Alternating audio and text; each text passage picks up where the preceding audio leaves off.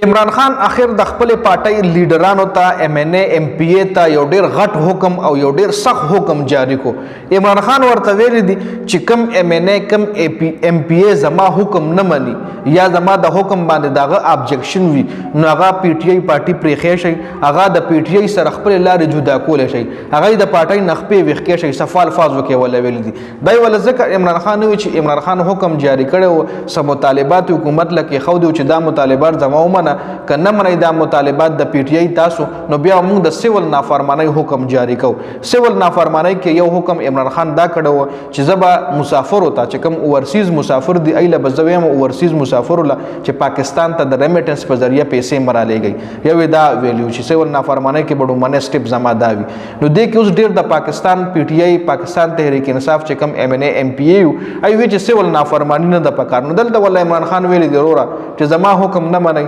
زما پارټۍ نخپې وباسئ پی ټی آی نخپل لارې جدا کوي چې زما حکم سره تاسو اګری کیږئ نه زما خبرې سره تاسو متفق کیږئ نه نو تاسو بالکل پی ټی آی پارټي پرېښی شئ.